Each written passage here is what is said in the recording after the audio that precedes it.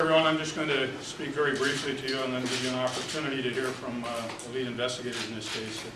As you know, the City of Toronto was struck by some very horrendous violence in a very public area yesterday afternoon, resulting in at least one death at this point and some very serious injuries, as well as minor injuries to a number of people, but certainly some huge trauma to the citizens of Toronto and all those persons who were in the downtown area at the time.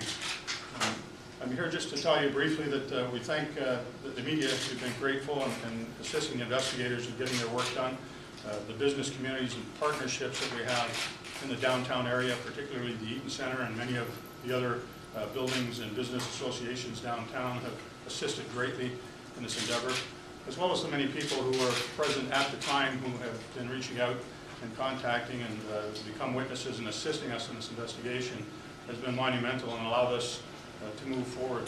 A point that I would like to make, though, for the citizens of Toronto and all the people that come to this beautiful city is that, pardon my phrase, but one idiot with a gun on a Saturday afternoon in downtown Toronto does not speak to the state of affairs of the City of Toronto. This has incredible ability to create fear and angst amongst people, but we're here to tell you that we're investigating very carefully, and we have community intervention processes in place. And this is one very large, horrific event, but it's not the state of the City of Toronto. It's an isolated incident. There have been other shootings, but this is a case. Please do not gauge the city on what we saw yesterday. And the aftermath will be a great investigation, great support from all the emergency services people, as well as the public. I am happy to tell you that, as I said, Detective Sergeant Brian Board will provide some further details that he can, as much as he can, on the investigation. But I am happy to tell you that the investigation has progressed. The CCTV video information from a number of sources has been very helpful. And we are in the process right now of quite able to tell you that we're satisfied that we are aware of who we believe to be the shooter in this incident. And although we won't be able to give you much more information than that at this time, you can take some solace to know that the investigation has advanced to that stage. And there are a number of investigative steps that have to take place, which we simply can't discuss right now, but we're hopeful that that will lead to a quick resolve to this case. So that said, on behalf of the command of the Toronto Police Service, I just wanted to reassure the public to please recognize, as I said, that this is an incident. It's not indicative of the state of affairs in the City of Toronto. And again, a big thank you to all the people in the media and the public who have assisted us, and the support from the Mayor's office and all of our emergency services partners. The divisional policing personnel, our uniform officers, and our investigative personnel have been working around the clock to bring this to a conclusion. And so at this time, I thank you again on behalf of the service, and I would ask Detective Sergeant Brian Board to come forward and provide you with some investigative information. Thanks, Acting Chief McGuire. Good afternoon. My name is Detective Sergeant Brian Board, and I'm working with Inspector Boyd and a large team from the Homicide Squad and the Toronto Police Service on homicide number 21 for 2012. On Saturday, June the 2nd, just before 6:20 p.m., a shooting occurred within a crowded food court known as the Urban Eatery at the north end of the Toronto Eaton Centre Shopping Mall. One person was fatally shot and killed, while another 6 were shot and injured. Another person, a 28-year-old pregnant woman, was injured during the ensuing chaos immediately after the shooting. That woman and her unborn child, I am glad to say, are doing well after being treated in a Toronto hospital. They are presently being monitored and remain in hospital at this time. The deceased in this investigation has been positively identified as a 24-year-old Toronto male by the name of Ahmed Hassan. His family has been notified of his death. The remaining 6 gunshot victims are as follows. A 25-year-old woman has been released from hospital after suffering a gunshot wound to her left leg. A 22-year-old man has been released from the hospital, also suffering from a gunshot injury to the left leg.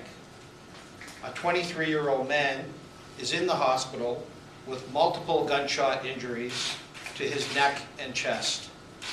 His condition is the worst and is described as being critical. A 13-year-old boy who was visiting Toronto and shopping at the Toronto Eaton Centre with family members is in the hospital after suffering a gunshot wound to the head. I am very pleased to say that he is responding well to treatment and is described as being critical but in stable condition. A 30-year-old woman has been released from hospital after suffering a gunshot grazed wound to her abdomen. Finally, a 22-year-old woman was transported to hospital by emergency medical services for a gunshot wound to her hand, but has left the hospital without treatment. As you are aware, immediately after the shooting, the Toronto Eaton Centre was locked down while a search was conducted by the Emergency Task Force and Police Dog Services for additional mall patrons, victims, and suspects. None were found. An autopsy on the body of Ahmed Hassan is underway as we speak, and therefore I am not in a position to indicate his cause of death. I expect that will be forthcoming at some point later this afternoon or in the evening hours. I can, however, say preliminarily that Mr. Hassan was shot multiple times and was pronounced dead at the scene.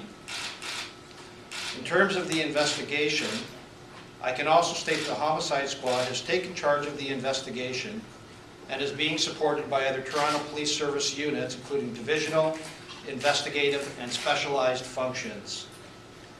There are a few things which I can say about this investigation at this time. Beyond that, I do not intend to release any additional information as it may compromise the investigation at these obviously very early stages. 1. Our investigation clearly suggests that this is a targeted shooting and not a random act of violence against the members of the general public. Regardless, it was committed in a busy mall in the heart of the city with no regard for members of the public, simply going about their everyday business and pleasure. 2, whether this is a gang-motivated shooting has not been definitively determined, but I can say that it is being closely looked at, given that at least one of the victims has known gang associations. 3, the crime scene is large and is contained totally within the Toronto Eaton Centre. And as Acting Chief McGuire has indicated, we have had extreme cooperation from the Toronto Eaton Centre in allowing us to do our investigation as thoroughly as we are required to do. Forensic examiners from Toronto police units have been involved in that scene investigation since the early morning hours and into the late hours last night. I expect preliminary work to be done before the end of the day today, at which point the Toronto Eaton Centre can begin the process of attaining normalcy. In the meantime, a search and canvass of the immediate area around the Toronto Eaton Centre for evidence is ongoing as we speak. 4, video surveillance is in the process of being reviewed, which has been extremely fruitful in identifying the person that we believe is responsible for this shooting. Obviously, this is of high significance in terms of the direction during the early stages of this investigation. 5, the crime scene and video camera surveillance at the crime scene shows that there were many members of the public in the immediate area of the shooting and in the food court itself. This includes all of the affected victims. For those members of the public that police have not spoken with that were present at the Urban Eatery or were in the area of the Toronto Eaton Centre and have any information they believe will assist, I would ask you to contact the Homicide Squad directly at 808-7400 or 52 Division at 808-5200 so that arrangements can be made to speak with you. If you do not wish to call the police directly, please call Crime Stoppers at 222-TIPS or via the Crime Stoppers website at www.222tips.com. Also, and I know there's a great deal of concern about this particular issue, for those members of the public who were at the Urban Eatery and who abandoned their personal property over concerns for their and their family's own safety, I expect by tomorrow there will be an announcement of where you can retrieve your property. I will make further announcements on this tomorrow. I simply ask for your patience in the meantime. Lastly, given the use of cell cameras, I have no doubt that members of the public will have taken photographs or video that could assist with this investigation. I will be announcing tomorrow exactly how the public can transfer this information to investigators. However, in the meantime, if you have valuable photographs or video, I would ask that you contact the Homicide Squad immediately so that we can directly arrange for the transfer of that information to investigators. Detective, you're live on City News Channel. Was the victim, the 24-year-old man who died in the shooting, was he the target? I believe he was. Is he the gang member, Detective Sergeant, or who has the close affiliation? Is that the deceased? I can tell you at this point that we are investigating this person as well as another individual. It may be that both of them have gang affiliations, or it may be just the one of them, but we do believe that our deceased in this case may have had some gang affiliation. Was he known to police, the deceased? He was. Were any of the other victims targeted? Perhaps one, but that's still under investigation. Brian, if you know Sergeant Ward, the, have you recovered a weapon? I'm not going to comment about evidence. How many cameras were inside the food court? How many cameras are you looking for? There are substantial CCTV assets at the Toronto Eaton Centre, both operated by the Toronto Eaton Centre itself, as well as the businesses that operate within it. There is a substantial amount of video that we are looking at now and that we're in the process of retrieving. How beneficial is all that cell phone video and social media that reported on us yesterday? Well, I would suggest it would be extremely important. This may have been taken by people in the immediate aftermath, and so it would be extremely important for us to have that. That could be valuable information or evidence for us in this investigation. What kind of a gun was used in this crime? I've heard reports that it sounded, some people say it sounded like a machine gun or an automatic weapon. I won't comment on the kind of weapon used. Detective more than Sergeant one Ward, do you weapon? have any indication of any exchange of gunfire? There's been no indication of that so far. There is no indication of exchange of gunfire in this investigation. Do The you know? information we're moving forward with is that there is one gunman and one gun. And do you know of a motive, and can you say anything about that? I will not comment on do you that. expect to We make a heard quick arrest? information that rival gang members were, I guess, arranged to meet in the mall that evening, and that's what led to this. Is that accurate? Yeah, once again, I won't comment on those important aspects of our investigation. Brian, you know who the shooter is, or you believe you do. Why not put out a suspect description or a name right now?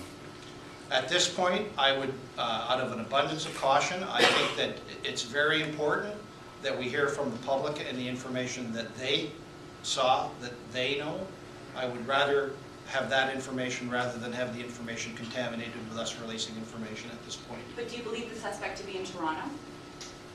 At this point, I won't comment on that. Did the suspect flee through the subway system?